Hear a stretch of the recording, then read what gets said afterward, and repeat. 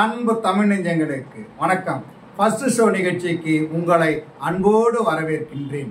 இன்றைய first show நிகழ்ச்சியில பிரபு சாலமன் இயக்கியிருக்கின்ற கும்கி 2ஆம் பாகம் திரைப்படத்தின் திரை விமர்சனத்தை தெரிந்து கொள்ளப் போகிறோம். வாங்க நிகழ்ச்சிக்கு போவோம்.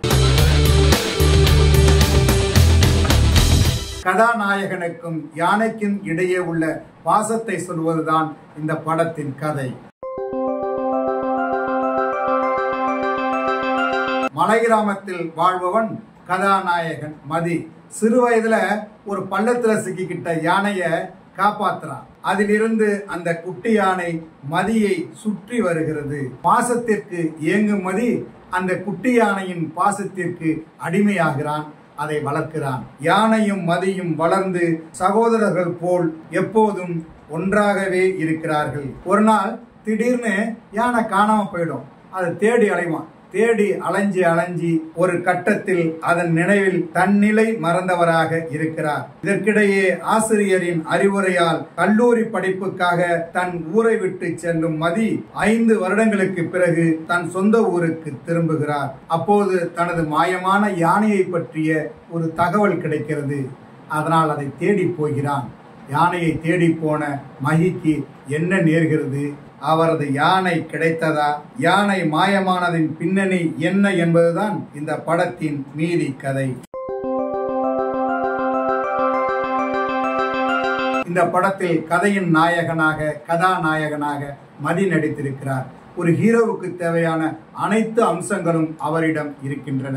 யானையை இழந்துவிட்டு தவிப்பது, யானையை ஆபத்திலிருந்து காப்பாற்ற துடிப்பது, தன்னிடமிருந்து யானையை பிரிக்க நினைப்பவர்கள் மீது கோபம் கொள்வது என்று பல்வேறு உணர்வுகளை நேர்த்தியாக வெளிப்படுத்தி நடிப்பில் பாஸ் மார்க் வாங்குகிறார். கதையின் நாயகியாக சிரிதா ராவ் நடித்திருக்கிறார். சில காட்சிகளில் மட்டுமே வருகிறார். வருகிற இடங்களிலெல்லாம் அவரது திறமையை நன்றாக வெளிப்படுத்தியிருக்கிறார். நாயகனின் நண்பனாக நடித்திருக்கும் ஆண்ட்ரோஸ், வனத்துறை அதிகாரியாக நடித்திருக்கின்ற அர்ஜுன் தாஸ், அரசியல்வாதியின் உதவியாளராக நடித்திருக்கும் ஆகாஷ், போலீஸ் இன்ஸ்பெக்டராக நடித்திருக்கும் ஹரிஸ் பெராடி என மற்ற வேடங்களில் நடித்திருப்பவர்களும் கொடுத்த வேலையை குறையில்லாமல் செய்திருக்கிறார்கள். இந்த படத்திற்கு எஸ் சுகுமார் ஒளிப்பதிவு செய்திருக்கிறார். மைனா, கும்கி போன்ற படங்களில் அவருடைய ஒளிப்பதிவை பார்த்து பிரமித்திருக்கிறோம். அவர்தான் இந்த படத்திற்கும் ஒளிப்பதிவு செய்திருக்கிறார். இந்த படத்தில் மலையையும் அருவிகளையும் வியக்க வைக்கும் அளவில் காட்சிப்படுத்தி இருக்கிறார். ஒரு வனப்பகுதியில் ஈரக்காற்றில் நாம் நினைந்த அனுபவத்தை பெறுகின்ற வகையில் அவரது ஒளிப்பதிவு திறமை அமைந்திருக்கிறது. காட்சிகளை மிக நேர்த்தியாக இயக்குனர் பிரபு சாலமன் என்ன நினைத்தாரோ அதனை உள்வாங்கிக் கொண்டு பார்வையாளர்களிடம் கடத்தி இருக்கிறார் எடிட்டர் புவன். நிவாஸ் கே பிரசன்னா இசை அமைத்திருக்கிறார். பாடல்கள் அனைத்தும் மெலடி ரகம். பின்னணி இசையில் காட்சிகளுக்கு ஏற்ப பயணித்திருக்கிறார். இந்த படத்தின் கதை எழுதி இயக்கியிருக்கிறார் பிரபு சாலமன்.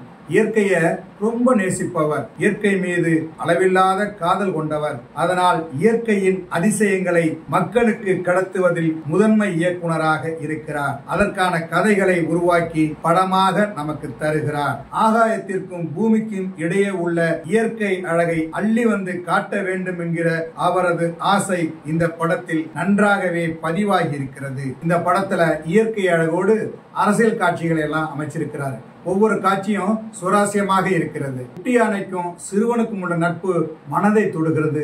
அந்த நட்பு நம்மளோடு இருக்கிற மாதிரி படமாக்கி இருக்கிறாரு. அதே போல வனத்துறைக்கு நாமளும் போய் அங்கேயே இருந்து காட்சிகளை பார்க்கிற மாதிரி அப்படி ஒரு உணர்வை ஏற்படுத்துகிறார். திரைக்கதையில் அழுத்தமும் எதிர்பாராத சம்பவங்களும் படத்தில் இருந்திருந்தால் இன்னும் ரசித்திருக்கலாம். அந்த அளவுக்கு கும்கி 2ஆம் பாகம் அமைந்திருக்கிறது.